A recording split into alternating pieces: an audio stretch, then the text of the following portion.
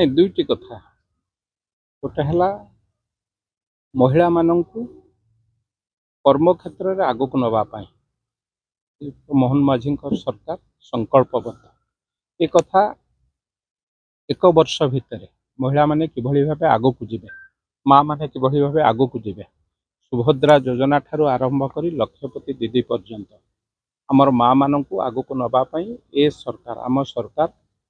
पूरा चेष्टित एवं सेथिपई यथेष्ट ध्यान दौरान। द्वितीय कथा जो कथा आपन कहउचंती महिला मानक गोपालपुर कथा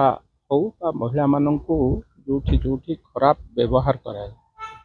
मते लगुच कि विकृत मस्तिष्कर व्यक्ति माने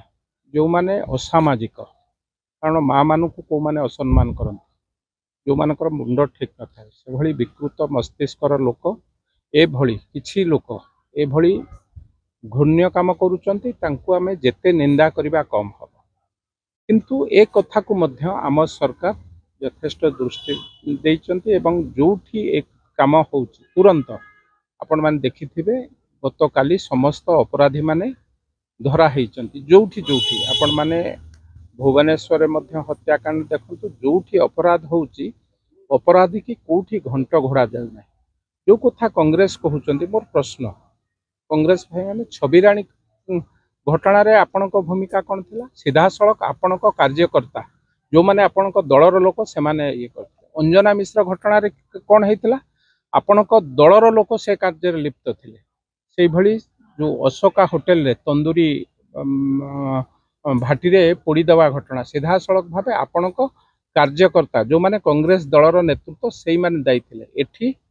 जो माने घूर्ण कार्य करुचंती जो माने एभली कार्य करिबा पे साहस करुचंती तांकु गिरफ करा जायछि उचित दंड व्यवधान हबो बोली दिया जिवो बोली निजे मुख्यमंत्री मध्य ए केस को सीरियस सहित नै कि तुरंत जो माने अपराधी अचंती तांकु गिरफ करिसंती तेणु दुईटी भिन्न दिग गोटे कथा महिला को किभली भाबे आगु को नबा से कथा पई आमे ए सरकार संकल्पबद्ध अछंती द्वितीय जो माने महिला को एभली आक्रमण बा एभली घृण्य काम करुचंती तांको विरुद्ध रे दृढ़ कार्यानुष्ठान ग्रहण करिया पई ए सरकार संकल्पबद्ध अछि कांग्रेस निश्चित भाबे कांग्रेस जो कथा कहूची हास्यास्पद कथा गोदरिल तो गोडू को अना अतीत रे जो काम करिचंती तार पश्चाताप करंतु जहा जहा महिला प्रति अविचार करिचंती सबुठारु अधिका अविचार कांग्रेस समय रे हेछि से केंद्र रे हो राज्य रे हो तेणु आज मध्य छबिराणी अंजना मिश्र कथा को लोक भूली ना तेणु कांग्रेस भाई मान को कहीदे निजर इतिहास को देखंतु तापरे आंदोलन करिया जदि आमे काहाकू घंट घोड़ेबू ताले निश्चित भावे ओडिशावासी आमको क्षमता मिले जे महिला प्रति अविचार करिबो अत्याचार करिबो ता विरुद्ध रे ए राज्यर मुख्यमंत्री दृढ़ कार्यानुष्ठान ग्रहण करिया पई कहिचंती संकल्प मध्य एकाम्बर विधायक बाबू सिंह आज जो बाइट देइचंती से कहिचंती गोदरिल तू गोडू को ना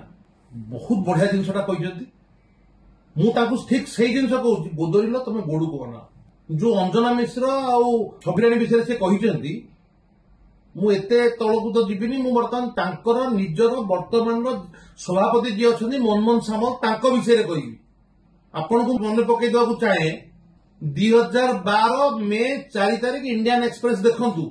कोन बाहरतिला मनमोहन सामल जने युवती सहित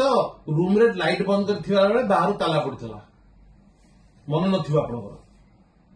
द्वितीय कथा है निज निर्वाचन मंडली रे मनमोहन सामल जैनिक दिव्यांग महिला को और तांकर परिवार लोक को किभली भाव में निर्यातना दौले और किभली भाव में संपर्क रखिथिले जो टीवी आज आप कहते से टीवी में से जिन बाधिला 7 वर्ष तले आपण कौन आज कहते गोदरिल तू गोडू को ना आपण आगे ठीक हूँ आपण नानी सुरक्षा कथा कौन कहते 64,000 महिला बर्तमान निखोज आपण कौन कहते से कथा तेणुक जो मैंने आपन को जिते आनी सुरक्षा आपण जो बाड़ी धरिकी ठेंगा धरिकी बाहर सुरक्षा आप ठेंगा धरिकी पुलिस सागर लड़ाई करते जिनसा सुंदर होता ना कि निजर स्किन सेव करने आपण निजक घंट घोड़ाउं से जमा ठीक नुहे आसतु नारी सुरक्षा समस्ते लड़िबा।